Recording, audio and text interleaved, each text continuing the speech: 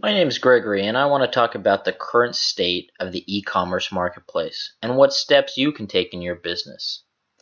In a world where businesses that have the courage and will to change quickly have access to smarter software, more skilled labor, and cheaper results, many companies are finding that they're quickly being outsourced to the past and are no longer relevant to their customers.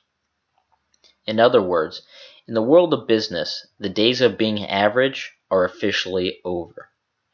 Here are the 8 steps you can take to be sure you do not fall by the wayside. 1. Realize you're in a two-way conversation. Realizing you're in a two-way conversation means you need to get your customers involved, asking for feedback, and including them in the development of your business.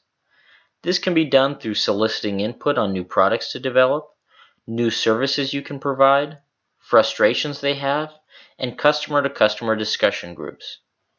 Your ultimate goal is to build brand advocates and evangelists, and nothing does this better than allowing customers to participate in your business decisions. 2. Become an artisan. Who was the artisan? He was the local shop owner before the industrial age that was both a friend and a craftsman. Whether he was making bread or shoes, he would go out of his way to make his customers' and neighbors' experience warm and personal. In addition, since he has to create each item by hand, he would take pride in placing extraordinary detail and skill as to the quality of each piece. 3. Innovate with creativity. In a world where nearly everything has become a commodity to be purchased at the cheapest price, and a world where entire markets are disrupted nearly overnight, innovation is no longer an option. We do this through critical thinking, creativity, collaboration, and initiative. The first step is to become an early adopter of everything. The best example of this is Walmart, who used RF and database inventory software to gain a huge advantage. Second, you need to become a trend watcher. And third, you need to experiment and always be in beta.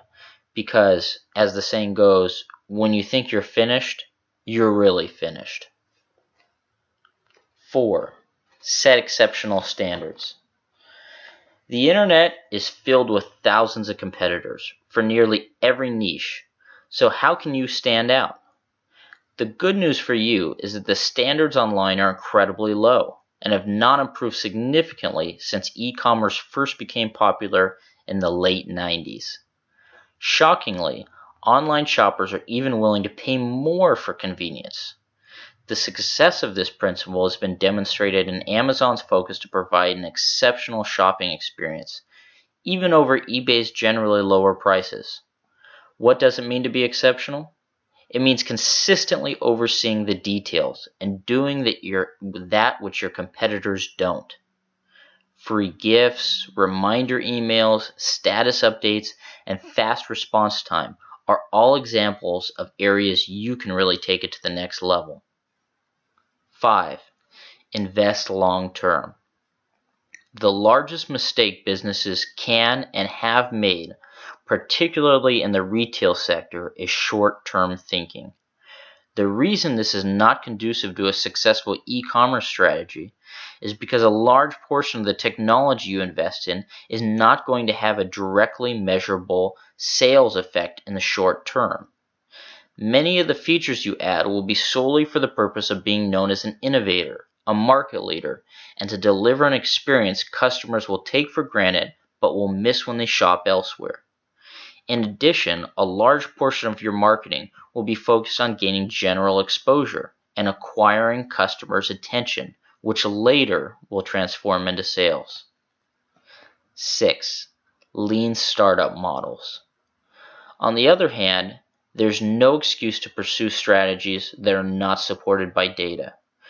Part of creating a data-driven culture is to realize there's a metric to analyze just about anything you do. Google AdWords is typically the culprit for the largest amount of ad waste, as it's often done in a vacuum. Most online marketing needs to be done in conjunction with each other, or you're not going to gain the returns that you're envisioning. 7. Think sustainable. Remember that nearly every product or service is a commodity in the 21st century. That means that nearly everything can be done faster and cheaper in the global economy. I refer to this as the commodity trap. Many businesses see a competitor doing something online and automatically assume they can make profits if they do just the same. Nothing could be farther from the truth. The primary difference you have is your customer's loyalty. When a customer comes and visits your site or buys from your site, you have one chance to decide to create a sustainable business. Sustainable means that you value the relationship over the transaction. A great example of this is Amazon's Prime service, in which they willingly lose money on every item shipped. While I'm sure that loss is painful, many of Amazon's customers would never even consider comparison shopping at Rakuten, Overstock, or any number of competitor sites. Amazon owns those customers, and it gives them a huge advantage. 8. Compete globally. This is the biggest challenge I face when talking with business owners. It's easy for them to imagine making sales and earning profits on a global scale, but when it comes to their own company culture and lifestyle, they are still set in an outdated mentality. Many businesses want to keep hiring local vendors and employees and relying on their experience in their local market as to the rule of thumb for doing business worldwide. While I respect the sentiment, I think it is much more motivated by a fear or anxiety about truly expanding abroad and what that's going to mean. Does it mean that you're going to be opening yourself up to a world of fierce competition? Yes, it does. But it also means gaining access to the most cutting-edge tools to leverage to be able to automate systems and hire talented geniuses you would never have access to in your local market.